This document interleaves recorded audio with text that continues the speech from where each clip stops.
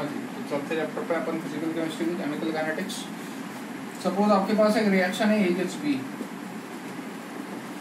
Time t = 0, इसके मैंने moles मान लिए A0, इसके मैंने मोल्स मान लिए 0, ऑब्वियस बात है 0 ही होंगे। टाइम t = t, A0 के मोल्स A के मोल्स कटेंगे A0 - x, ये होपफुली करना आता होगा केमिकल इक्विलिब्रियम में, अपन ने बहुत किया। टाइम t = 0 पे मोल्स मान लिए A0, A मान लो है ना, कोई फर्क नहीं पड़ेगा जनरल। टाइम t = t पे A - x, इसके कितने हो जाएंगे x। यहाँ से आप क्या देख पा रहे हो कि A के मोल्स क्या हो रहे हैं, घट रहे हैं, B के मोल्स क्या हो रहे हैं, बढ़ रहे हैं। यानी कि A क्या हो रहा है, धीरे धीरे गायब, B क्या हो रहा है, धीरे धीरे इंक्रीज हो रहा है। ठीक है,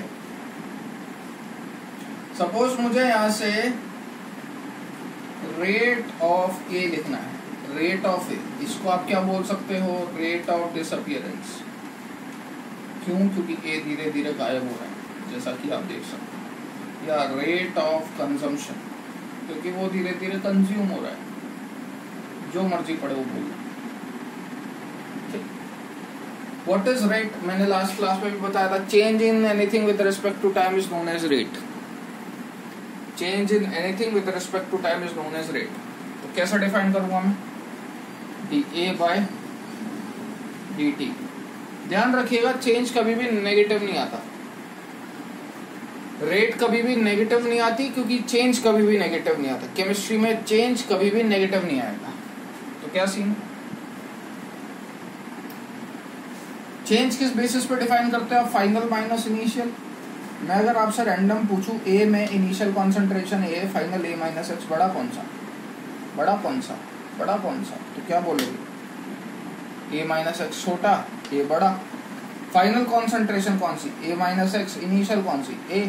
तो अगर चेंज लिखते तो d/dt of A - x - A से A कैंसिल हो जाता और आपका रिजल्टेंट आ जाता नेगेटिव। इस नेगेटिव को पॉजिटिव बनाने के लिए अपन यहाँ पे नेगेटिव मल्टीप्लाई करते हैं। इस नेगेटिव को पॉजिटिव बनाने के लिए अपन यहाँ पे नेगेटिव मल्टीप्लाई करते हैं, क्योंकि रेट क्या होता है, change, and change in chemistry can't be negative. तो यहाँ पे भी जब आप नेगेटिव मल्टीप्लाई करोगे तो ये क्या आ जाएगा, dx/dt। होपफुली समझ में आया होगा। तो कहीं भी आपको ऐसा लिखा हुआ दिख जाए -dA/dt, -dB/dt, dC/dt, जो भी किसी के आगे माइनस लिखा हुआ मिल जाए, इसका मतलब वो टाइम के साथ घट रहा है, बस इतना मतलब है उसका। फालतू दिमाग मत लगाइएगा कि ये क्वांटिटी कभी भी नेगेटिव नहीं आएगी। Rate can't be negative, rate हमेशा पॉजिटिव होगी। उस ये जो अपन रैंडम तरीके से नेगेटिव रेट लाते हैं, इस नेगेटिव को पॉजिटिव बनाने के लिए यहाँ माइनस मल्टीप्लाई करते हैं अपन, क्योंकि रेट कभी भी नेगेटिव नहीं हो सकती। ध्यान रखिएगा इस बात को, ठीक है। तो रेट की वैल्यू हमेशा पॉजिटिव आएगी, आप कभी भी उसको नेगेटिव में आंसर नहीं दोगे। तो किसी के आगे नेगेटिव लिखा हुआ है, इसका मतलब बस इतना है कि उसकी कॉन्सेंट्रेशन या प्रेशर या वॉल्यूम जो भी है वो सब टाइम के साथ घट रहा है। कोई पॉजिटिव में है तो उसका टाइम के साथ प्रेशर, वॉल्यूम या कॉन्सेंट्रेशन बढ़ रहा है, ठीक है। तो होपफुली इस एक्सप्रेशन में कोई दिक्कत नहीं है। अब देखो,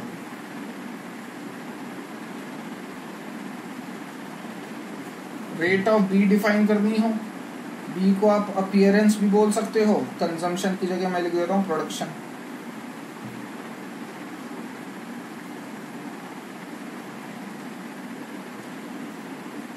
अब डिफाइन करो रेट। तो रेट किस बेसिस पे डिफाइन करेंगे, change in concentration of the पर यूनिट टाइम। यहाँ मैं नहीं लगा रहा माइनस, क्यों, क्योंकि जब आप इसका इनिशियल माइनस फाइनल निकालोगे तो वो वैल्यू पहले से ही क्या आ रही है, पॉजिटिव। तो यहाँ आपको किसी का मल्टीप्लाई करने की ज़रूरत नहीं है। It is d/dt of x - 0। ये क्या आ जाएगा, dx/dt। चीज़ अगर पॉजिटिव है तो मेरे को मेहनत करने की ज़रूरत नहीं। तो बच्चों एक बात सीधे सीधे ध्यान रख लेना, रिएक्टेंट के लिए रेट हमेशा नेगेटिव होगी, -dA/dt, मतलब वो घट रहा होगा, क्योंकि टाइम के साथ रिएक्टेंट का घटना तय है अगर रिएक्शन प्रोडक्ट की साइड बढ़ रही है, जबकि प्रोडक्ट का बढ़ना तय है अगर रिएक्शन फॉरवर्ड जा रही हो तो अभी तक अपन ने ये कंक्लूजन देख लिया है, ठीक है। आगे मैं बात करूंगा यूनिट ऑफ रिएक्शन की। What is unit of reaction?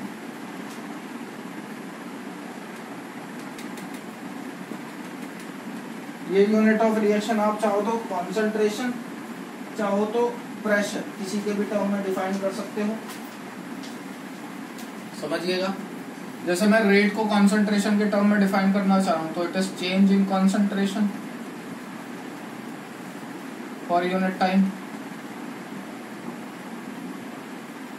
क्या कहलाया जाएगा, रेट। और मेरे को इसकी यूनिट डिफाइन करनी है कि भैया कॉन्सेंट्रेशन के टर्म में जब चेंज हो रहा है रेट के अंदर तो उस केस में यूनिट क्या होगी, तो समझिए वो कैसे डिफाइन करेंगे। सिंपल बात है, कॉन्सेंट्रेशन पढ़ा हुआ आपने, क्या होता है, मोल्स बाय वॉल्यूम लिख दिया मैंने, मोल पर लीटर, वॉल्यूम क्योंकि लीटर में लेते हैं, टाइम, रेट क्या होगी, ये यूनिट ऑफ रेट क्या होगी, मोल पर लीटर पर टाइम। ध्यान रखना इसको ऐसे भी लिख सकते हैं m/L/T। This time can be in second also, can be in minute also, क्योंकि इंटरमीडिएट टाइम की बात कर रहे हैं, यानी कि जो लिमिटेड टाइम में कंप्लीट हो जाए।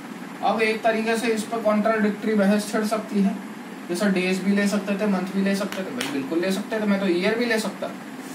मैंने क्या बोला, जो लिमिटेड टाइम में कंप्लीट हो। अब लिमिटेड टाइम क्या होता है, वो कोई फिक्स थोड़ी ना होता है। मेरी कैपेसिटी है कि मैं भाई 10 मिनट के लिए फ्री हूँ तो मैं चीज़ 10 मिनट तक ही ऑब्जर्व कर पाऊंगा। आप पूरे दिन फ्री हो तो आप तो बैठ जाओगे, बस खाना पीना लाते रहो, देखता रहूँगा, मेरे कुछ थोड़ी ना जा रहा है, आप तो रैंडम देखते रहोगे। तो आपके लिए लिमिटेड टाइम क्या एक दिन है, मेरे लिए लिमिटेड टाइम 10 मिनट। तो this time can be variable. Main आपको ध्यान रखना है कि मोल पर लीटर पर टाइम, ज्यादातर आपको सेकेंड या मिनट में मिलेगा, ये बात कंफर्म। तो कॉन्सेंट्रेशन के बेसिस पे बात करूं तो ध्यान रखिएगा, ये जो कॉन्सेंट्रेशन है ये आप जनरली कहाँ पे बताते हो, in aqueous phase. Aqueous phase solvent solution के लिए अपन कॉन्सेंट्रेशन टर्म्स डिटरमाइन करते हैं, ठीक है। लेकिन अगर रिएक्शन गैसियस फेज में चल रही है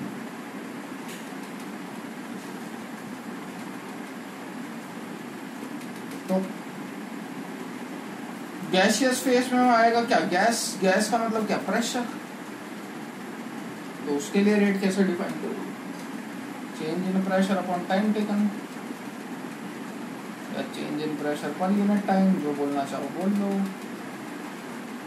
प्रेशर की यूनिट ATM, टाइम की यूनिट टाइम, तो इसकी यूनिट क्या हो गई, ATM और यूनिट टाइम, ठीक है। रिलेशन निकालना हो between pressure and concentration, PV = nRT, question कल ही सही हो पाएंगे, ठीक है। तो P = N/VRT, तो P = CRT, ये मेरा रिलेशन हो गया between pressure and concentration. R की वैल्यू 1/12 पुट करते हैं, 0.08, बात सेम है। T हमेशा केल्विन में पुट करिएगा, ध्यान रखना इस बात।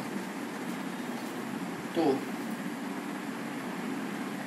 न्यूमेरिकल पार्ट अटेंड करने से पहले इतना अपनी जबान पे जरूर रखना, सवाल यूं सॉल्व हो जाएंगे। इस चैप्टर के अंदर 2 बात ध्यान रखिएगा, आपको कुछ नहीं करना, आपको पता होना चाहिए दिया क्या है, बस अंतर यह है प्रिसाइजली पता होना चाहिए दिया क्या है। अगर वो पता चल गया सॉल्व आराम से कर लोगे। क्वेश्चन ध्यान से पढ़ो क्योंकि शब्दों का खेल है, बस और कुछ नहीं। वो समझ में आ गया तो अप्रोच तो आप लगा ही लोगे, वो मैं बहुत सारे शॉर्टकट सिखा दूँ, ठीक है। आज की क्लास यहीं तक रखते हैं, from here will continue in the next class.